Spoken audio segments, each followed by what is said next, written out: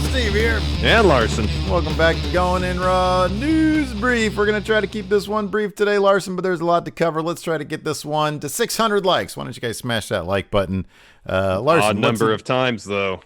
Yeah, once is totally fine. Just as long as 600 you do that. Yeah.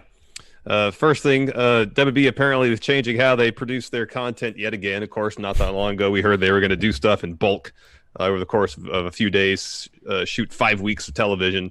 Apparently, before they really started with that, Vince said, no, we're going to do it all live. Well, Pro Wrestling Sheet has an exclusive report which says to us that WWE has changed yet again in an effort to, quote, in an effort to increase the level of safety for performers amidst the COVID-19 pandemic. Pro Wrestling Sheet is reporting that in an effort to reduce the amount of travel for talent, WWE will begin bi-weekly tapings, that means every 2 weeks, for Raw, SmackDown, and NXT starting April 25th. That's a Saturday, continuing to July 1st. I mentioned that because I remember back when we were doing 210 for the wins a week, we had conversations. Well, is it bi-weekly?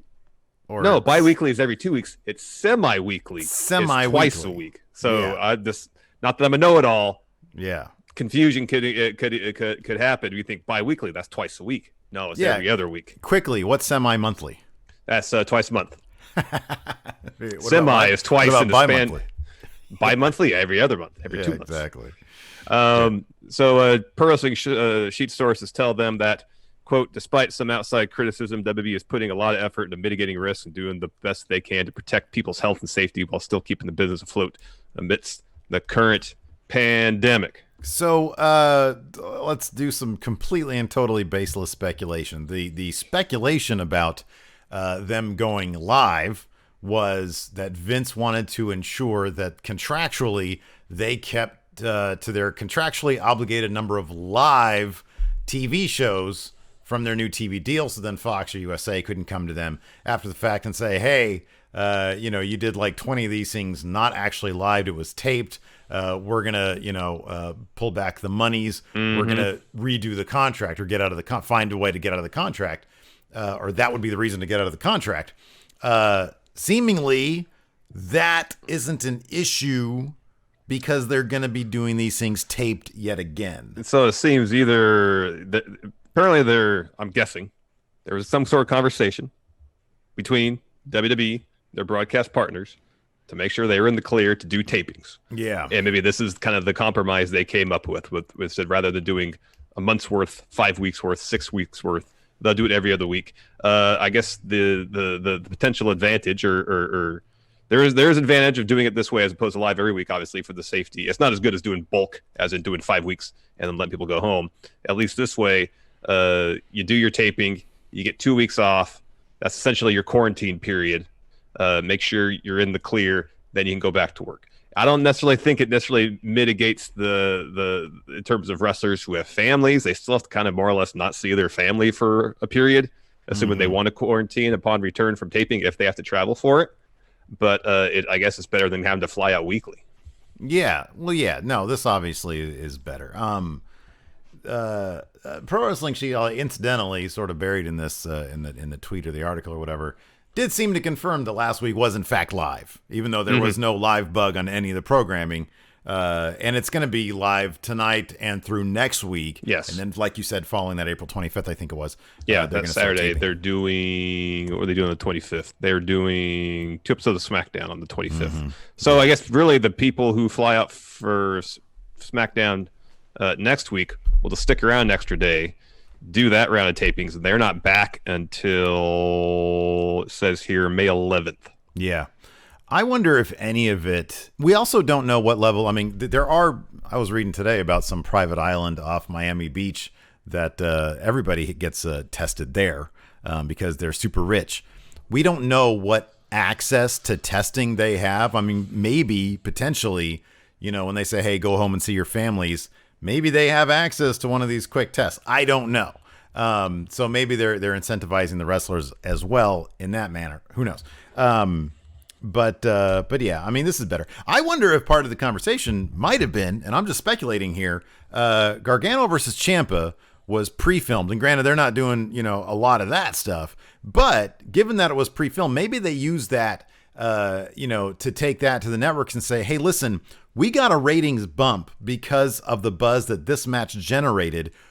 Generally speaking, when we're able to tape things and pre-produce them, editing, et cetera, it gives us a better, it gives us a bigger advantage because look, we're losing the live crowd. We need some other advantage. Pre-taping, editing, being able to do cooler stuff might give us an advantage. If that were the case, I would hope if that was the pitch made that we'd see more of that kind of stuff. Yeah. I just don't know that we will. No, I don't know either. We won't. But the fact that they're taping means that there's a possibility that, look, even if it's silly stuff like Baron Corbin pushing Elias, you can do stuff that we've seen even in the realm of the, empty arena. And they could build. I mean, look, we both know that they haven't been, taking full advantage of, of what you can do taping. But, I mean, we did see it on NXT. It did lead to a ratings boost. Sometimes they just need to see the proof in the pudding to do more of it. Do we know what they're going to do? No, of course we don't. We're not there. Could that be used as a pitch? Sure, why not? Assuming Vince was into it. Another thing that's apparently still happening, Money in the Bank.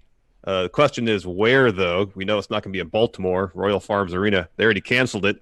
But WrestleVote might have the answer. Steve, please, take it away. Yeah, so it's still going to be taking place on Sunday, May 10th. It's not going to be at the PC, though. And we don't know where it's going to be. Yeah, but that's what WrestleVote had to say. Center. Yeah.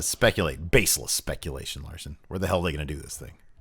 And why would they take it out of the Performance Center? They have the facility.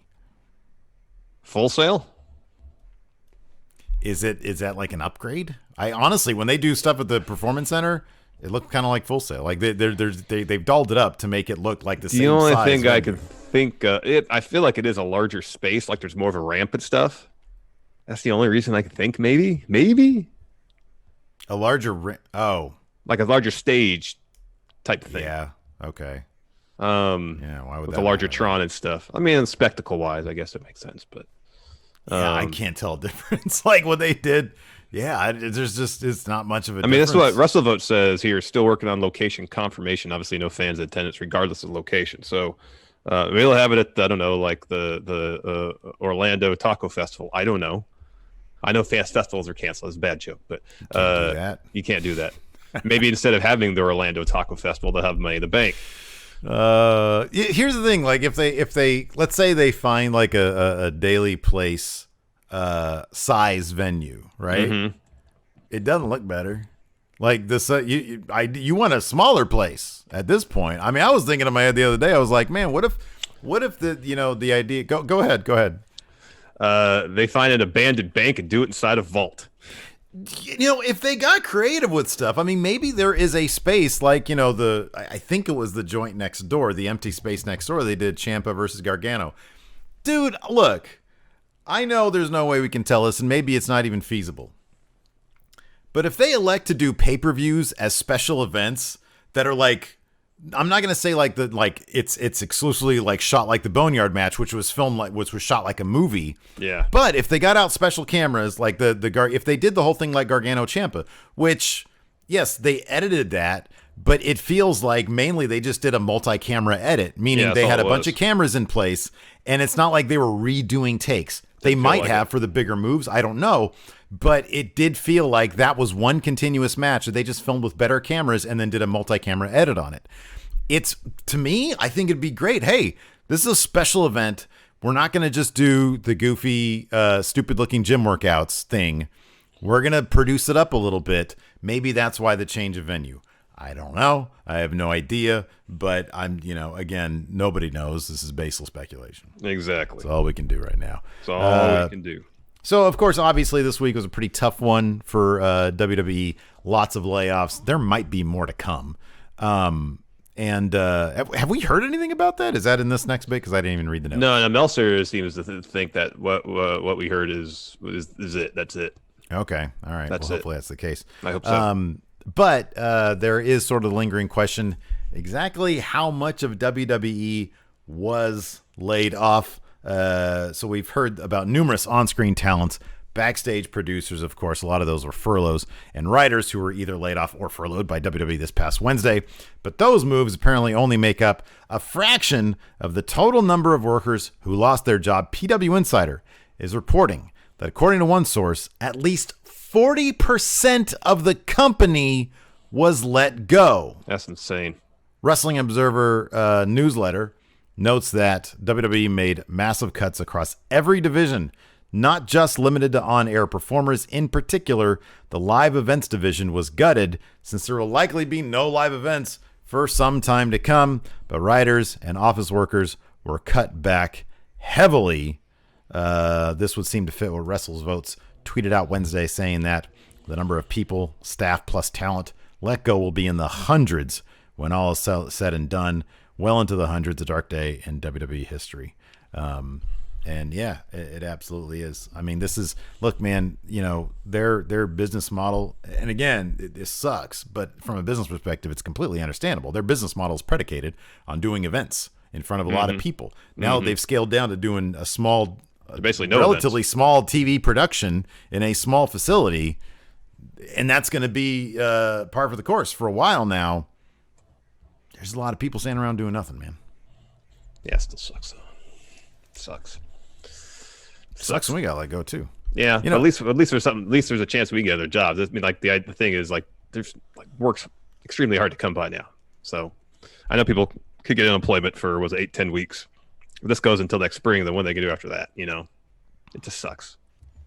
It sucks. Someone else who thinks this sucks is AJ Styles. He spoke about the release of his OC cohorts on his most recent Mixer stream. And this we had to say, transcript from this from Fightful. He says, Gallows and Anderson hurt really bad. don't do this in his voice. I'm not. The only way I can explain it is I'm not giving you real shit. I'm not giving you real shit. I just hop on you because, you know, if I was going to read it, I'd probably done the same thing. Yeah. The only way I can explain it is that these guys are like family. I couldn't take care of my own brothers. That's the way I feel about it. I'm the oldest. I'm supposed to take care of them, and I didn't manage to do that. I feel responsible in some weird way for them being released. It's devastating. There's a lot of other great wrestlers who got released. This stuff is expected with everything going on. I'm as shocked as you are with some of the guys that got released. I have my own opinions with things that could have been done differently. I'm not the CEO of the company. I don't make those decisions. Who do you blame with all of this? Every company is doing this. Not every wrestling company is, though. When big companies stop making money, it's not the highest up person who takes a pay cut. Everyone else does. All I know is I lost a lot of great friends. He continues later on, when Gallows and Anderson got released, I just felt alone. Those guys are with me all the time, and I've never felt more alone. If Gallows and Anderson go to AEW or New Japan Pro Wrestling, I hope they kill it. I'm going to miss them. I really am. These next couple of years are going to be different. Man, he sounds heartbroken. Yeah, he does. He does. The interesting line in there is, I feel responsible in some weird way. I wonder if that's just sort of, you know, survivor's guilt, maybe. It could be. You know, as close as what else they could were. he have done? I know. I mean, he's not doing creative. You know. I like the bit in here where he says, I have my own opinion with things that could have been definitely. I'm not the CEO of the company. I don't make those decisions. You know, that you're right. That is very interesting, because AJ has always seemed to be the kind of guy who, you know, obviously he's sort of that old school guy, no excuses kind of guy. Feels like he's that, you know, whatever Vince gives him, he does it to the best of his ability. He does what he's told to do, and he just tries to kill it every time. Yeah. I wonder if he's coming around. I wonder if this makes him think what he knows deep down, but he just, because he's that kind of personality, he doesn't acknowledge necessarily. Well, you he know, always, you hear him talk about even like Hogan coming to Impact, diplomatic as can be. Yeah. He's got the most diplomatic shoot interviews ever. Yeah. And even this, when big companies stop making money, it's not the highest up person who takes a pay cut. Everyone else does. I mean. Yeah. And that's true. It is. That's how big. Sadly. They sometimes they get bonuses too. Yeah, no. So, I wonder. It's like, you know, you're sitting there thinking you brought these guys in because they were Bullet Club, right? You bring them in, and the first thing you do isn't put them with both AJ and Finn as like a dominant. You dance. You don't even have a plan for like what the hell you're going to call them. They start dancing around the word club. Mm-hmm. Give me a like. You don't have this. It's just hey, let's just get these guys, and then what? Well, that's what it is. It's hoarding talent. No plan, just hoarding talent for the sake of hoarding talent. I mean, I know that they're signing preceded AEW and all that, but that's kind of when they had their first or their major kind of raid, if you will, of New Japan talent. It was AJ, it was Nakamura, and it was Gallows and Anderson. Yeah, and it didn't seem like they had much of a plan for any of them. Even AJ, Vince has said, "I want you to be my bulldog." Dude, I just think won I championships think that everywhere. Plans. It's so bizarre to me that it is and it isn't. If you listen at all to like the Pritchard podcast or anybody else, there's never I'll put it this way, the approach to creative is just fundamentally different than how fans like you and I think it should be done. There seemingly is never a thought. And I honestly think this just goes back to the days of the old days when, hey, somebody's a big name over here. Well, then you bring him in. And then is there a plan? There's no plan. You bring them in because they're good workers. And I just think that it's a fundamental difference in the way that you and I sort of think that like it'd be cool to do. And it seems obvious. It seems so obvious. Well, these I guys guess have history. But in Vince McMahon's mind and like Bruce Pritchard's mind, you bring these people in because they're a big act. Not because you can capitalize on their history, but because they can work. Well, I think you would think the idea is that you'd bring these talents in because they think you would help your business. Yeah, sure. And I don't know. I mean, especially at this point in time, when they just signed Gallows and Anderson to huge deals. Apparently, they were making $750,000 each. Mm-hmm, yeah. Each. Yeah. $1.5 million you're paying this tag team over the course of a year, and you're not really doing much with them. That's not, hey, we're going to sign these guys to these huge deals because we think they can bring money to the company. We're signing these guys to these deals because we don't want them going anywhere else because we think they can make money for other companies. That's just the latest round of stuff. I'm not talking about when they first signed, when AJ first signed, but after the advent of AEW, the mindset changed to, all right, we're not going to worry about signing people who we think are to benefit our company. We're going to sign wrestlers so they don't benefit anybody else, whether we utilize them or not. Yeah. But when the first draft happened and AJ went to SmackDown, Gallows and Anderson went to Raw, and there's that shot backstage of them finding out about it. You could tell right then and there that sucked for those guys when they got broken up that first time. Well, but at least they were working with the same company then. This is just gotta blow, man. This has got to be awful. I know. Gallows and Anderson, they're bringing back Talking Shop, series number 5 on the iTunes Sports Podcast. Oh, I love it. That's awesome. That's great. That's going to be really good. That's going to be really good. And Carl Anderson already changed his Twitter handle to Machine Gun. Yeah, I saw a little video where he teased going back to Japan. They got a couple more shirts. Yeah. They got a Pro Wrestling Tee Shop. Yeah. So, I mean, that's one of the cool things is that like with them, WWE didn't, to their advantage. When they brought them in, they didn't change their names. So they just keep on using those names. Obviously, they're not going to use the OC. It's a crap name anyway. Yeah, it's a terrible name. But yeah, I don't know, man. I know AJ Styles has talked about ending his career in WWE, and he signed a big, extension relatively recently. And that'll probably be it. But if he wants to go join his friends, if they go to AEW, one last run, maybe. Carl Anderson and Gallows are pretty young. They're both in their Anderson's in his late 30s, and I think Gallows in his mid 30s. Gallows like in his Gallows is like shockingly young. He's like the youngest of the three of them. Yeah, 30. Yeah, exactly. It's like 35 or something like that. I know. So, anyways, let's do a SmackDown preview because there's SmackDown tonight. We've got first up another unique triple threat match. Tag team titles are on the line, so this is probably going to be the guys who weren't in the first. That's exactly what it was. Yeah. It's all the members of those tag teams that were in the match at WrestleMania.